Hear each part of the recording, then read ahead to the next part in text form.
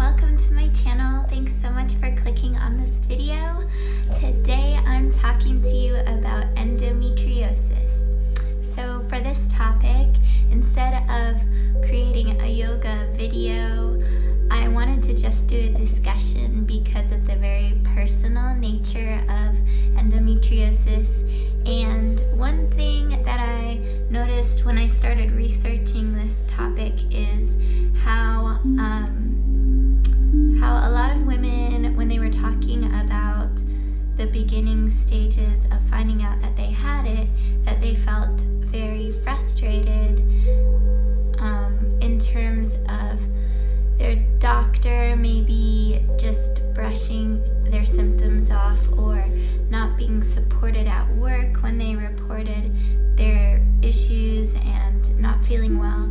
Depending on how severe your symptoms are, you might want to try different types of yoga. You might need a more slow, gentle, meditative yoga some days, and some days it might be great for you to do something a little more vigorous and active. So I didn't make a flow, I just wanted to talk about it. So I'm going to read a few points from my blog post. If you're not aware, endometriosis is a chronic condition where uterine lining cells grow outside of the uterus, and it basically is an inflammatory condition, and so it's chronic. Even if you have a surgical procedure to remove endometrial growths, you may have to go back and have repeated procedures because the cells continue to grow. And I also found out that another way that this condition is treated is through hormones or birth control pills. And so these are just measures to control symptoms of endometriosis. There is no known cure at this time. And so we really need to find ways to support women in our lives who are dealing with endometriosis. Medical intervention, what a few doctors I found were saying is that you might need to make changes to your diet to start eating less inflammatory foods, like processed food, a lot of sugar, processed sugar, and things like that, and increase the amount of fruits and vegetables and omega-3 fatty acids that you're taking in, and make sure that your food is very organic, no added hormones, just clean, basically. I put a link in the blog for a really great video talking about supplements and herbs that are helpful for endometriosis. The doctors in that video were saying one thing you can do to support your healing for this condition is anything that clears your liver or detoxifies your liver really helps your system heal, because then your liver isn't working so hard to get rid of other toxins, and it's just more conducive to combating the inflammatory response that you're going through. So that's a really great resource. There's also a couple other links for just general videos about anti-inflammatory foods and diet changes you can make. One thing that they talked about, which I already know is great, is using turmeric. And turmeric has really caught on, so there's a lot of different ways you can consume it. You can get it as a tea, you can get it just raw. It looks kind of like a ginger root. You can just put it in different recipes. So there's tons of ways you can use turmeric. And that's the superfood that they were talking about that really helps for endometriosis. When you are dealing with a chronic pain condition, especially one that's not really fully researched and there doesn't appear to be any type of cure right now, it's going to really force you to get into your own personal power, your strength. You need to ground yourself in focusing on what you can do for yourself and try to get away from all the ways that this disorder may have made you feel limited already.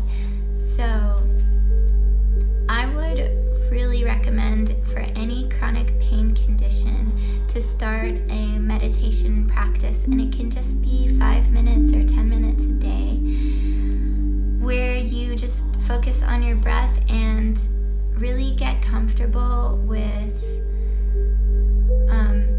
noticing yourself, paying attention to yourself, letting go, releasing a sense of powerlessness that these kind of conditions can consume you with. Because one thing that I kept hearing over and over in my research and listening to what other women have to say about endometriosis is how difficult it could be to get out of that negative headspace, to let go of the anger and frustration at the situation. But we can all take moments and challenges like these and let go of looking at the situation from a victim mindset and focus on what you can do for yourself. Any situation like this is really going to want to teach you to be very loving towards yourself, because you might have to make changes in your work schedule. You might have to put yourself a little ahead of your kids or your family's needs, just so that you can cope and be well enough to live your life. And if that means finding a way to make more time to get more rest, or saying no to certain commitments, or just taking time out to do your little self-love ritual, whatever it is, if it's sitting with a heating pad, or taking a bath to relax your muscles, or just having some time out with that turmeric tea, you have to be your own advocate in this. And if you are having specific issues with your job and your employer over your health needs with endometriosis, like we said at the beginning, a lot of people don't understand it. Even doctors might be dismissive. So you have to be your own advocate, really anchor into your self-love and put boundaries on what you will or won't do, because you have to do what's best for you, especially if you're dealing with chronic pain. So you never know what the day is going to throw at you, but if you can really find strength in that and fight for yourself and take that time that you need to take care of yourself, then that's really a huge part of the battle, I think. Like I said, I don't have endometriosis, but I know a lot of people who do, and I really, really want them to be heard and for them to stand up for themselves and, make the best out of life. So that is really what I wanted to get out there. And I also wanted to create an opportunity, if you are listening to this, to give me your comments and your feedback, have a safe place to just connect. And I have also put in some links, like I said, for those Instagrammers that are rock stars for the endometriosis cause, and a couple of resources like that.